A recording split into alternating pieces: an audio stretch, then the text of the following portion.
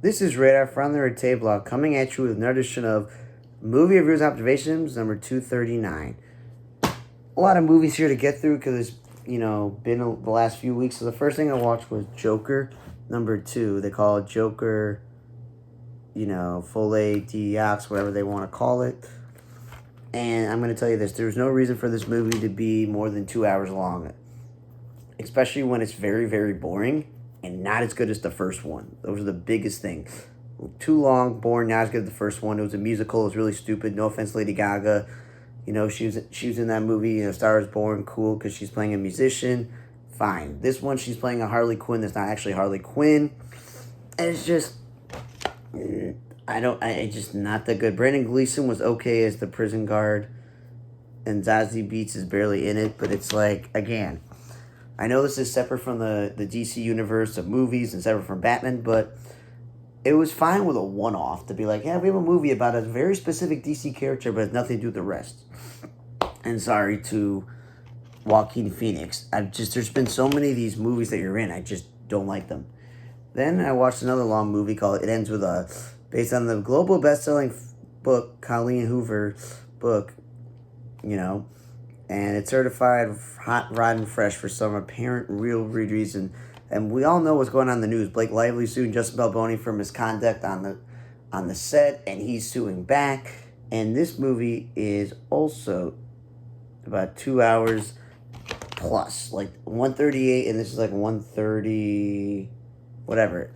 The whole point of the movie is she got over a terrible relationship, and then she gets in a new one, and she meets this guy, and her brother, his sister's Jenny Slate, and I think her husband in this movie is Hassan Minaj, I think the other comedian and stuff, and it's just her repeating the mistakes she made in her previous relationship with this guy, who's like this doctor, and he's great, but then he has an anger, and I don't know what's going on here, and it's just like, you know what? This movie was terrible. I have no idea how it's certified rotten fresh because it's way too long and boring. Then I watched the movie Ronald Reagan with Dennis Quaid and Jon Voight, and I will tell you this. It's cool they made a movie about one of the presidents who happened to be a football player, a veteran, and an actor before becoming president and was in government. Obviously, he's a governor. And they had a bunch of famous actors in this movie. Kevin Dillon was in it.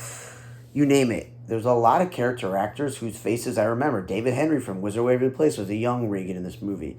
Like, throughout this whole movie, I recognized actors, which was great. But then I was told that, like, Robert Davi and these few other actors who were in this movie, they were in this movie for the sheer fact that they're Republicans and they really wanted to make this movie, so they were in it.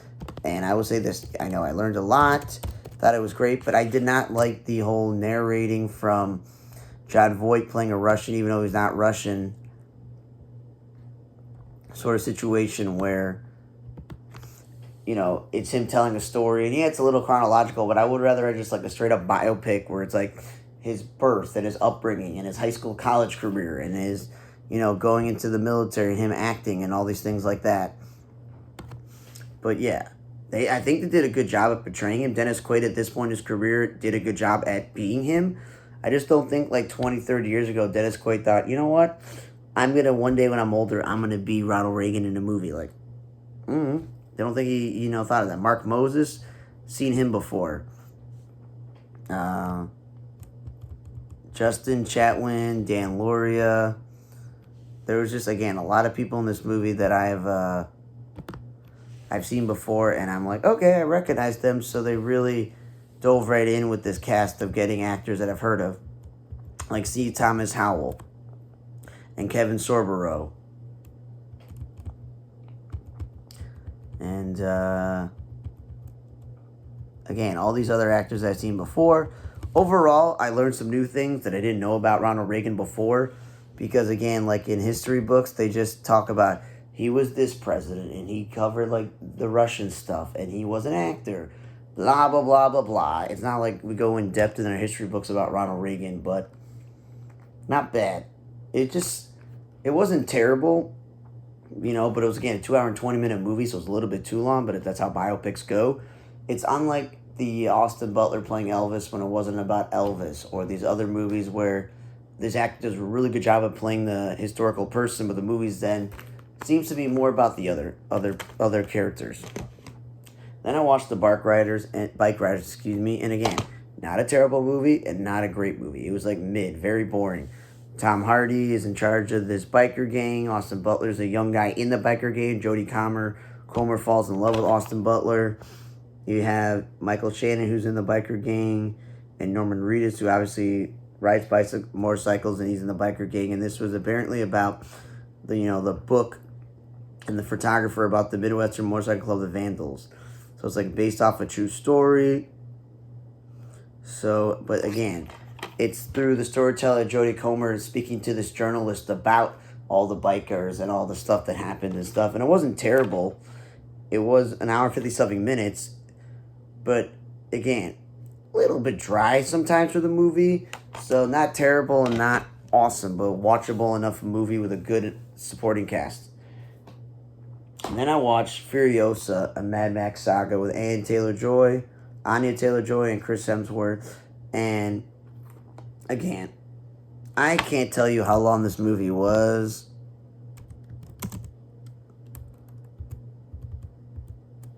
But I can look it up right now. Yeah, Furiosa the Mad Max Saga. The movie is 2.5 hours almost. And this movie, no offense, like dragged on. And I felt like they spent too much time showing her upbringing as a little kid and the evolution and how she got to where she was, that you probably could have taken like 20-30 minutes out of that and made it more succinct in an under 2 hour minute movie, because there's plenty of action and shooting and people dying and bikes and stuff and these characters with breathing masks and different color paint, and it kind of reminds me of Dune. I feel like they cross paths similar to this movie. Didn't really recognize anyone else in particular, but it was just, in my opinion, way too long. I love Chris Hemsworth; he's a very good actor, but there's just parts of this movie that were cringe, and there were parts of the movie that weren't great. That again, if it was a little bit shorter and more succinct, maybe it would have been better. But I did not like it. I like the other Mad Max movie that came out in the last decade more than this one. I then watched Eric Bana, Force of Nature, The Dry 2, which is apparently both this one and the original Dry are all based off this book. And he's playing a federal agent who's looking for a disappearing woman on a hiking retreat. And there's like love triangles and twin sisters and all these other things that just waste your time. And you're like, wow, this movie's an hour and 52 minutes with credit. This is super boring. There's nothing exciting really happening. It's very boring. That's why the library is right to have a drama sticker on there. And I remember trying to go back 4 or 5 years ago to watch the movie The Dry with Eric Bana, and I'm like, I think I saw that, but it's not like it sticks out in my face. The only really movies of Eric Bana that stick out 110% is he was Hulk. So again, it was a waste of time, that movie.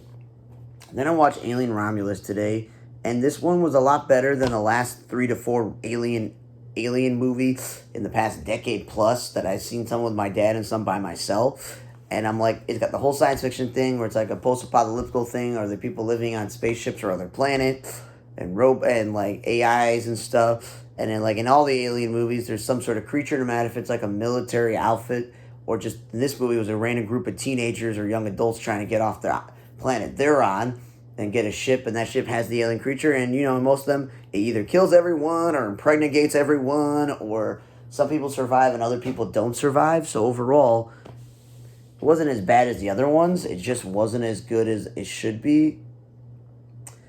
And it's, again, almost 2 hours long. So you get the science fiction, you get the horror, you get some action out of it. I didn't recognize any of the actors. This was, very disappointing. Apparently, Isabella Merchant, I've heard of her, but I didn't really, go, that's her.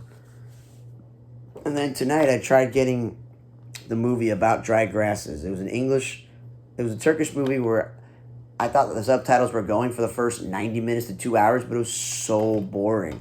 It's literally this teacher gets transferred somewhere else, and he and some other teacher get on some leave or in trouble for misconduct. And it's not true, and one of them was his protege, and he's dealing with the struggle of losing his job because he was forced to transfer somewhere else. And he has the male teacher that they talk to about stuff, and then there's the female one, and then do they have a relationship or not? It was just so painfully boring, and even with the subtitles, it was painfully boring to know what's going on, besides for them moping about it and not sure what they want to do. And here's the kicker. The box says it's 198 minutes. So it's not just a 2-hour movie or 2.5-hour movie like It Ends With Us or Joker or Reagan or, Mad Max Furiosa, Mad Max Saga being 2 hours plus, or, the other movies an hour and 50 minutes. This movie was not 2.5 hours. It was 3 hours and 18 minutes with credits. So it was a 3 hour and 14-minute movie. 3 hour and 18 minutes. There is no reason ever to make a movie 3 hours long. Never, never, ever, ever, ever, ever. I've been saying 2.5-hour movies are way too long. A 3-hour drama in another language, it doesn't matter if you live in Turkey or not. I don't think you want to sit through a 3 hour and 18-minute movie. I want to end on a positive thing. I watched the movie Transformers 1, and it was fun. I enjoyed the ride. There was some comical things, serious things that are a little bit sad. The whole science fiction, where it's been a while since I watched Transformers cartoon, so I don't know all the details about Transformer. And I saw the last one where I think Pete Davidson voiced the Transformer. This one is an origin story where they said it's the first ever CGI movie because there's no actual humans. And throughout the movie, I couldn't tell who was the main actor until I Googled it. And Chris Hemsworth was using an American voice. And his buddy in the movie was Brian Tyree Henry. Keegan-Michael Key was Bumblebee. Scarlett Johansson was one of the female ones. And they made very sure that it was a female robot because she was pink. Steve Buscemi was barely in it. Lawrence Fishburne was barely in it. And John Hamm was in it as one of these all-time great saviors. And that everyone likes him no matter what. And again, barely an hour, 44 minutes, because with the no humans and them just making it, with CG, animated, the credit scene will be long, because that's a lot of animators and work they put into the movie. And it's an origin story. It's how Optimus Prime became Optimus Prime. It's how Megatron and the Decepticons became that sort of situation and everyone else. So it's a nice origin story, and I don't know if they're going to continue to make movies specifically from Transformers 1 to try to connect them to any of the other Transformer movies that have humans, but I enjoyed it. It was probably the best movie I watched this week due to the fact that I had a good time watching it, and when you watch a movie, you actually want to enjoy what you're watching, and it wasn't too long. I'm sorry, 3 hour plus movies in another language, I don't understand why anyone would ever want to do that. Okay, Alien Romulus was better than the other Aliens. Eric Bana's Forza Nature Drive 2 was not as good as the first one. Furiosa and Mad Max Saga was way too long and kind of boring, and the other Mad Max was better. Bike Riders, I would probably put that tied for number 2 because it wasn't terrible and it wasn't horrible. It wasn't terrible or amazing, and Reagan was pretty good. It just wasn't the best go-around on how to tell the story. And again, Blake Lively, Justin Baldoni, whatever your legal cases are, burn this movie, never talk about it again. And Joker 2, burn the tape, never watch it. So Transformers 1, best movie. Thanks again for listening to another show of Movie Review Space number 239. For Honor Table Block, I'm Radar. See you guys next time.